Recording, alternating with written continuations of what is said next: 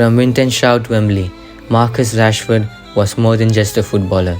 He was a local lad who made it big, a homegrown talent who was carrying the weight of one of the biggest clubs in the world. And for a time, it felt like he could do no wrong. But football is a game of cycles. Glory can fade, form can disappear, and cushions start to replace with chairs. This is the story of Marcus Rashford, the wonder kid, the activist, the number 10, and the man still searching for his place. It all began in February of 2016. Manchester United were desperate. An injury crisis left them short on attackers.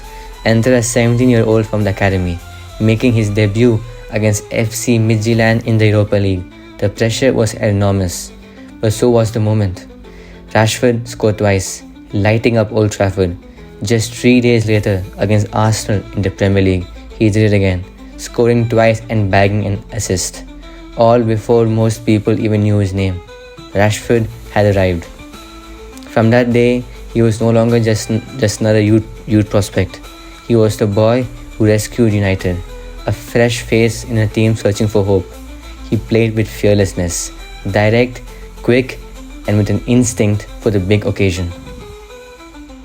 Over the next few seasons, Rashford's role grew. He scored in an FA Cup final, lifted the Europa League until Jose Mourinho, and became a regular starter. His pace and composure earned him a spot in England's Euro 2016 squad, barely 4 months after his debut. For many fans, Marcus wasn't just a player. He was a sign that Man United could still produce stars from their own backyard. But football doesn't allow smooth sailing forever. Position changes try to creep in. Striker 1 week, left wing the next, sometimes even on the right. While versatile, it stopped him from fully mastering one role. And then came the back injury in 2020, a stress fracture that should have kept him out for months. Instead, he played through the pain. It was truly admirable, but very costly. His form dipped, his sharpness faded, and confidence began to slip. However, off the pitch, Rashford was unstoppable. During the pandemic, he campaigned for free school meals for underprivileged children across the UK.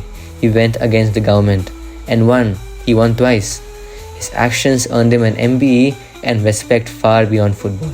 In those moments, Rashford became bigger than the sport itself, a role model for millions. But in footballing terms, the storm clouds gathered. The Euro 2020 final brought heartbreak. A missed penalty in the shootout against Italy. What followed was abuse, online and in person. The 2021-22 season was the lowest point of his career. Just 5 goals in all competitions. Once untouchable, Rashford was now being written off by fans and pundits alike. And then came Erik ten Hag. The 2022-2023 season was Rashford at his devastating best. 30 goals in all competitions, his highest ever.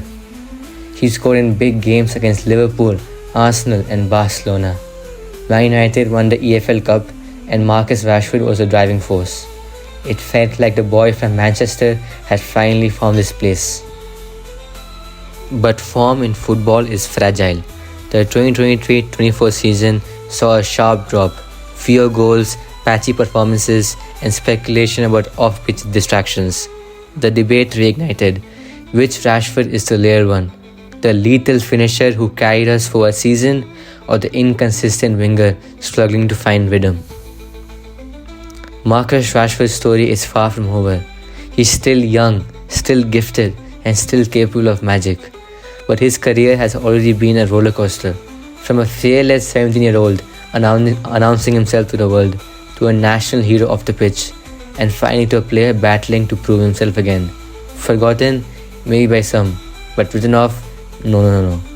Because if Marcus Rashford has shown us anything, it's that he knows how to rise again. And now, a new chapter begins. Rashford has left Manchester United, the club he's called home for nearly 2 decades, on a loan move to Barcelona, a fresh start, a new league, new challenges, and just one more chance to prove he's still among football's elite. From Manchester Red to Barcelona's blue and garnet. The stage is set, and once again, the world will be watching.